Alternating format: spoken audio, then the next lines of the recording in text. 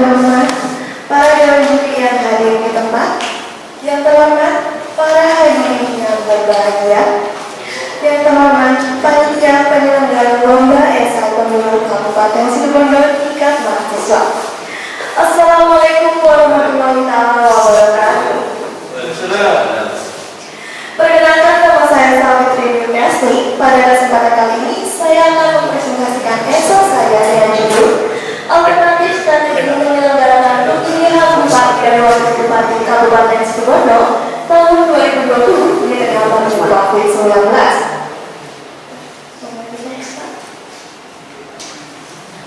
Okay, before I start my presentation, let me introduce myself. Perkenalkan, nama saya Savitri Nurniasni. Tempat lainnya di Situbondo, yang berarti saya adalah putri daerah Kabupaten Situbondo. Saya lahir 25 Desember 2001, saat ini berusia 18 tahun, yang berarti saya sudah secara sah terdaftar sebagai pemilih untuk pilkada tahun 2020. Saya berasal dari Universitas Jember, jurusan Fakultas Teknologi Pertanian, jurusan Teknologi Hasil Pertanian. Alamat rumah saya dari Jalan Sucipto Bantarisma, RW 2, RW 2, Tolong Pasir. So let's begin now. Latar belakang kisah saya kali ini muncul dalam satu masalah yang paling meresahkan semua penduduk di seluruh dunia, tanpa terkecuali di negara Indonesia. Pada awal tahun 2020, dunia dikejutkan oleh wabah sejenis virus pneumonia baru yang sangat ganas. Diduga virus ini berasal dari kota Wuhan, China, yang kemudian menyebar dengan cepat ke lebih dari 190 negara dan teritori. Wabah ini diberi nama COVID-19 yang disebabkan oleh SARS-CoV-2. Transmisi virus ini terjadi antara manusia dan manusia. Bisa previous secara cepat dan luas. Nah, penyebaran penyakit ini telah memberikan dampak luas secara sosial dan ekonomi. Bisa next, Pak? Saya akan menjelaskan beberapa dampak COVID-19. Pandemi COVID-19 ini merasakan banyak sektor di pemerintahan. Pandemi COVID-19 telah menimbulkan perubahan yang signifikan dalam beberapa sektor di tanah air, mulai dari sektor pangan, kesehatan, ekonomi, dan pendidikan.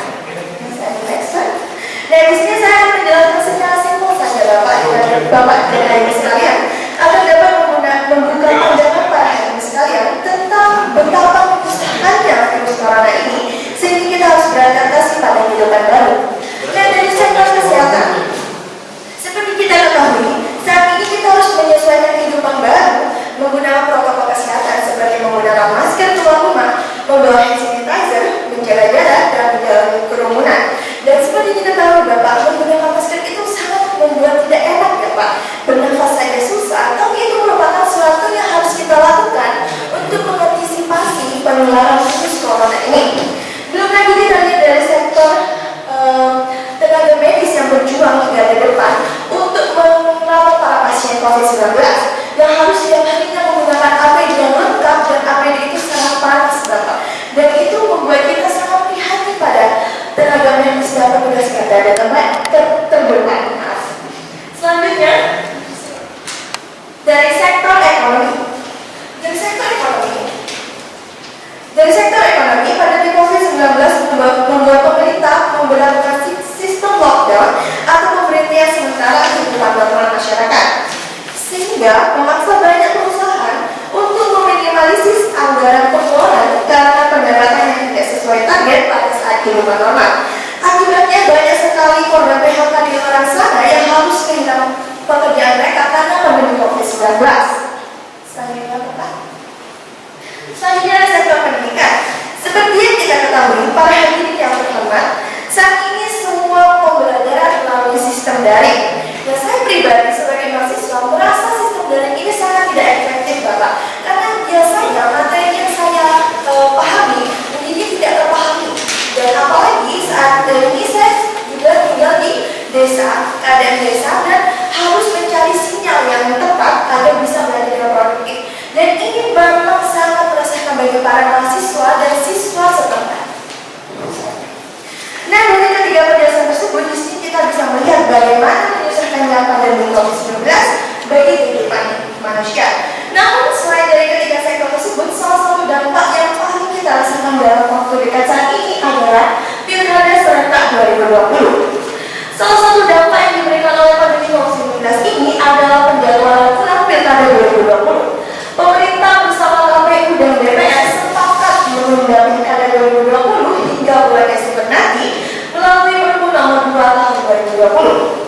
Nah, sayangnya kondisi COVID-19 ini hingga kini sangat memprihatinkan dan belum menemui titik terang, sehingga banyak pihak khawatir bila Pilkada tetap dilaksanakan pada bulan Desember nanti justru akan menjadi kluster baru penyebaran COVID-19. Konsekuensinya Pilkada 2020 berpotensi kembali dijadwalkan ulang dan berada pada ketidakpastian. Namun, jika ketidakpastian ini terus berlangsung Bapak dan hadirin sekalian, pada jalan kepala daerah di beberapa wilayah akan mengalami kekosongan. Padahal faktor kepemimpinan lokal memiliki pengaruh yang efektif untuk mengendalikan pandemi COVID-19 ini. Selanjutnya Bapak. Nah, melihat dari permasalahan yang ada, maka dari itu saya mengusulkan 3 alternatif strategi untuk menyelesaikan Pilkada Kabupaten Situbondo tahun 2020. Yang pertama adalah strategi mendorong pemungutan suara di awal. Misalnya. Yang kedua adalah kasih metode kampanye di masa pandemi melalui komunikasi publik. Yang ketiga adalah menyediakan sarana pilkada lewat pos dan menyediakan TPS khusus. Yang pertama saya akan menjelaskan terlebih dahulu strategi mendorong pemungutan suara di awal. Dalam pertama yang diambil adalah mendorong para pemilih untuk sebisa mungkin mengambil kesempatan memilih sebelum hari Pilkada 2020. Mereka ingin mempersilahkan semua pemilih untuk memberikan suaranya sebelum hari pemungutan suara di TPS khusus yang memang sudah disediakan di beberapa sektor yang dirasa aman. Guna metode ini adalah untuk membagi beberapa kloter pemilih sehingga tidak semua menumpuk pada hari Pilkada serentak di bulan Desember nanti pada hari hanya yang katanya tanggal 9 Desember nanti. Tentunya kuota pemilihan pemungutan suara ini tetap dibatasi hingga batas tertentu yang masih dirasa aman. Untuk Pilkada 2020 ini saya mengusulkan pemungutan suara awal dapat diselenggarakan yakni 2-3 hari sebelum Pilkada 2020 di semua TPS khusus yang telah disediakan. Alasannya adalah untuk mendorong agar para pemilih memanfaatkan fasilitas ini untuk mengurangi jumlah pemilih yang datang secara berkerumunan pada TPS di hari Pilkada serentak 2020. Selanjutnya Bapak. Yang kedua adalah adaptasi metode kampanye di masa pandemi melalui komunikasi COVID. Nah, di era perkembangan teknologi saat ini diharap para calon partai politik mampu mengganti metode konvensional mereka dengan menggunakan teknologi digital dan internet. Seperti diketahui Bapak, setiap hari kita akan menggunakan teknologi HP misalnya atau laptop karena memang kita semua serba daring kan Bapak. Nah, terutama pesan video yang disebarkan melalui media sosial atau pesan singkat SMS dan aplikasi telepon juga lainnya. Dari sini pihak penyelenggara pilkada dapat menggunakan beberapa cara untuk berkomunikasi dengan para pemilih seperti menempatkan iklan-iklan layanan umum masyarakat pada siaran televisi dalam video lokal daerah, memasang poster dan spanduk di berbagai pelosok daerah, dan menampilkan lembaran berisi protokol kesehatan sendiri di dalam TPS selama proses pemungutan suara dan pada hari pilkada. Jadi selain menggunakan sistem dari penyelenggara pilkada bisa memanfaatkan fasilitas daerah seperti radio lokal, TV lokal, karena memang Situbondo terkenal dengan radio lokal, TV lokalnya sudah semakin maju ya Bapak. Jadi itu bisa dimanfaatkan untuk menyebarluaskan kampanye di masa pandemi ini. Selanjutnya Bapak. Selanjutnya ketiga adalah menyediakan sarana pilkada lewat pos bagi ODP, isolasi mandiri dan TPS khusus pada rumah sakit dan pusat pelayanan kesehatan. Saya akan membahas dari pilkada lewat pos terlebih dahulu Bapak. Nah, pemungutan suara di rumah yakni melalui pos untuk para pemilih yang berada karantina atau isolasi mandiri ini secara semua mereka berkontak langsung dengan seseorang yang berada COVID-19.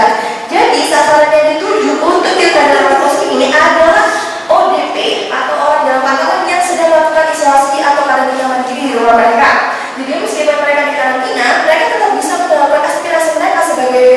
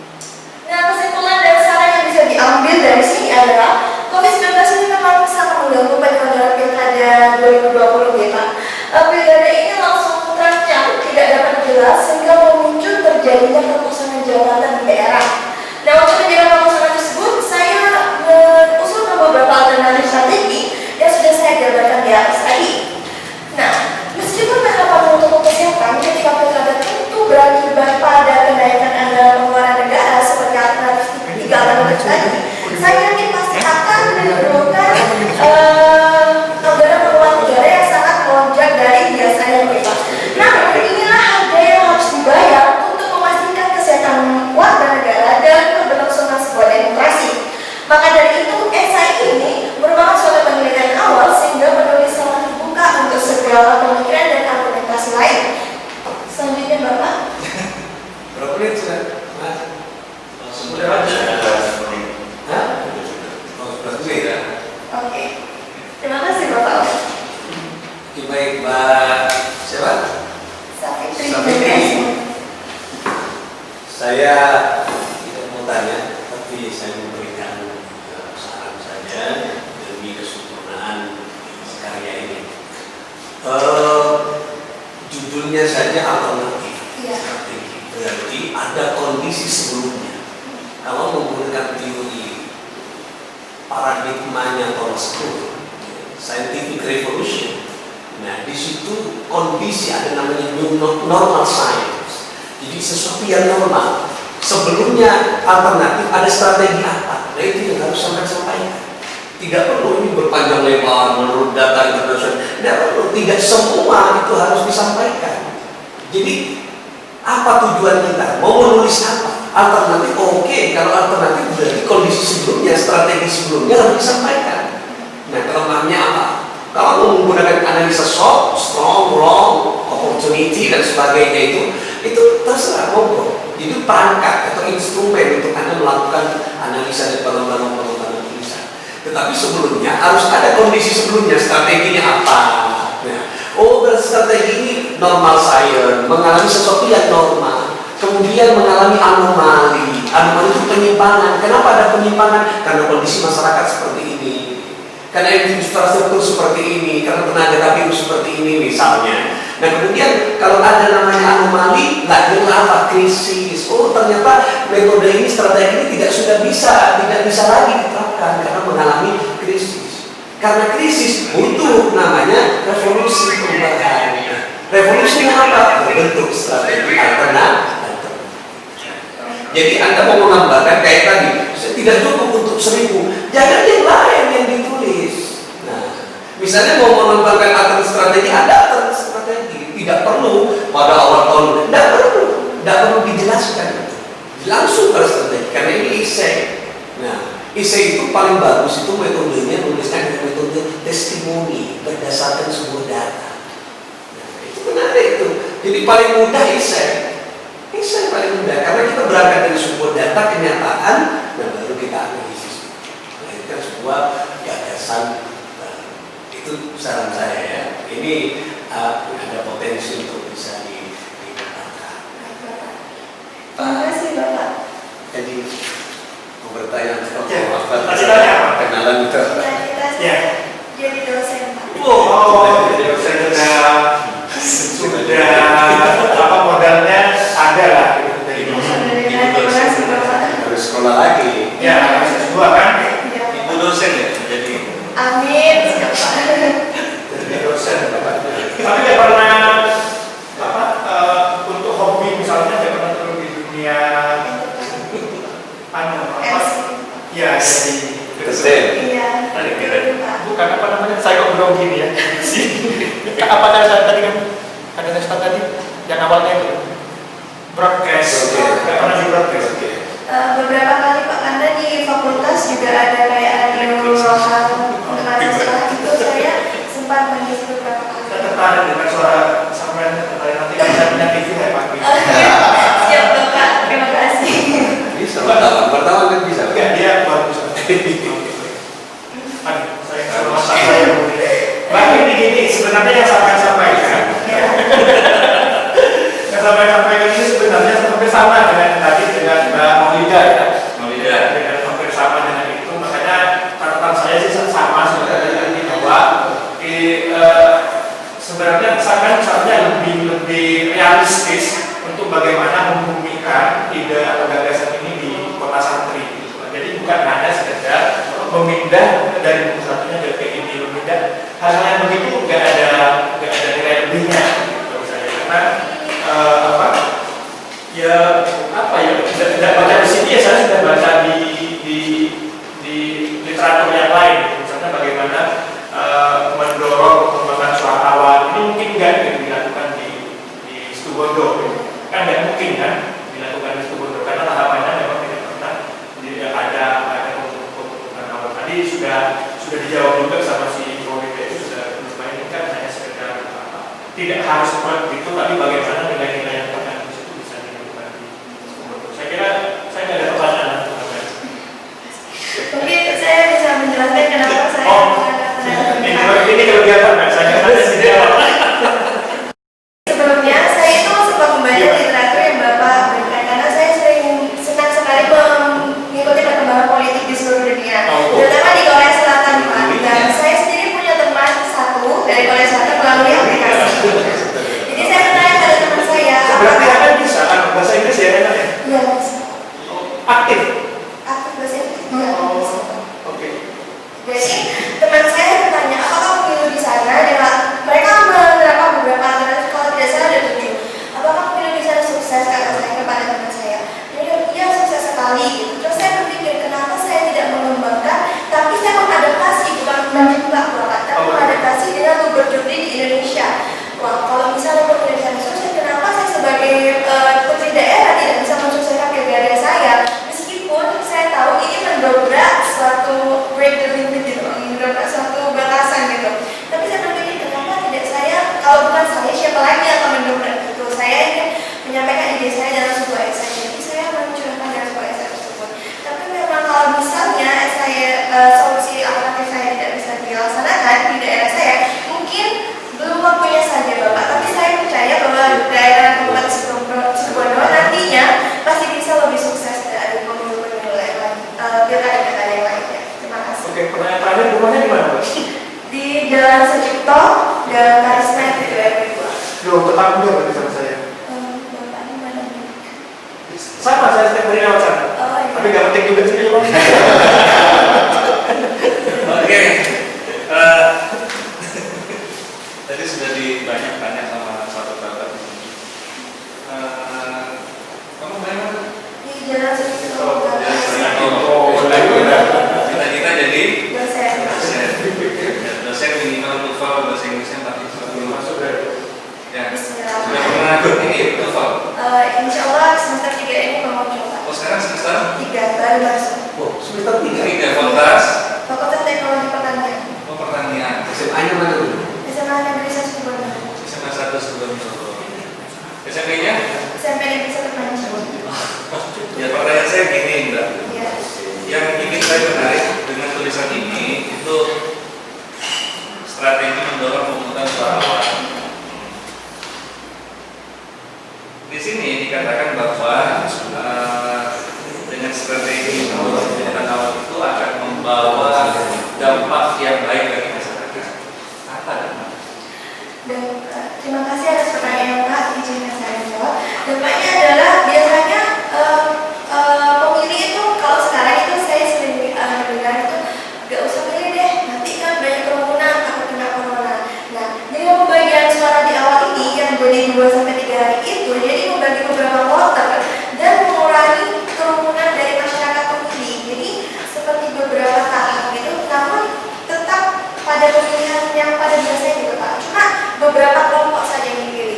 Nah, keuntungannya juga bagi para ibu rumah tangga atau mahasiswa dan siswa yang setiap saat bisa libur gitu Pak. Kalau misalnya pekerja kan biasanya liburnya pada hari H gitu Pak. Nah, jadi itu merupakan menentukan di situ. Kalau misalnya masih ada ibu rumah tangga, siswa dan mahasiswa di hari H itu, para pekerja juga akan seperti wah lama sekali dan saya tidak memilih gitu. Nah, saya mentargetkan pemilihan di hari sebelumnya itu pada ibu rumah tangga, pokoknya seseorang yang tidak bekerja dan bisa mendapatkan setiap harinya itu hari senggang gitu Pak. Jadi bisa memanfaatkan hari senggang itu untuk melakukan pemilihan di awal. Ini pemungutan suara awal ini pernah dilakukan di negara lain? Pernah Bapak di Korea Selatan. Makanya saya bertanya pada teman saya apakah pemilu kamu berjalan lancar. Dan tapi tata caranya berbeda sekali Pak. Jadi saya tidak menjiplak langsung, saya mengadaptasikan pada berjuang di Indonesia. Iya, enggak. Saya tidak menuduh lagi ya tuh. Ini tidak. Dengan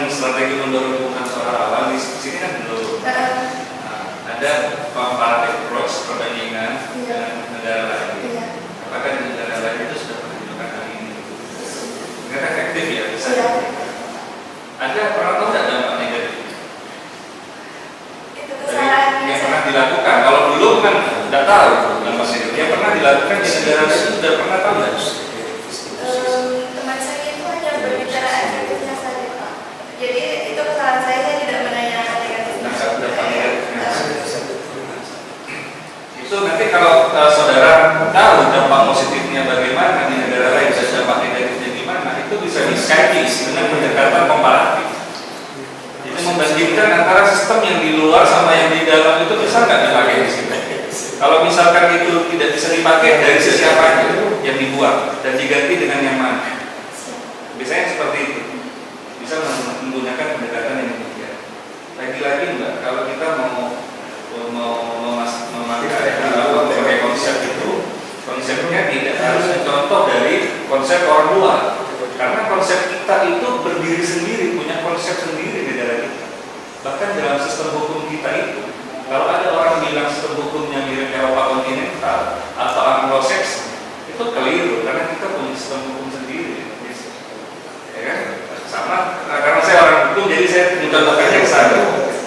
Ketika saya berbicara hukum bukan punya orang Belanda, tapi produk Belanda yang bisa diaplikasikan di kehidupan masyarakat sini, yang nggak bisa dibuang, dan itu sudah terjadi.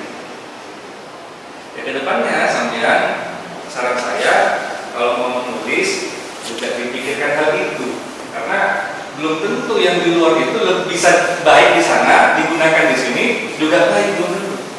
Karena pemikiran paradigma atau mindset kita itu sangat berbeda sekali dengan orang di luar sana. Terima kasih Bapak atas sarannya. Terakhir saya, apakah sudah selesai Bapak? Ya, selesai. Terima kasih Mbak Fitri. Terakhir saya memberikan sebuah quotes Pak yang saya rasa cocok untuk pilkada serentak ini. Jadi ada proses dari Adam Smith, yakni the key to overcome the crisis is be patient, courage, self-discipline, adaptation, and awareness. That was the key to make a national election be successful in 2020, even in pandemic season. Okay, I'm Sakit Edukasi. Thank you very much for your attention. Wassalamualaikum warahmatullahi wabarakatuh. Dari apa tadi? Dari siapa? Dari Smith. Amir Smith. Amir Smith. Ya, penulis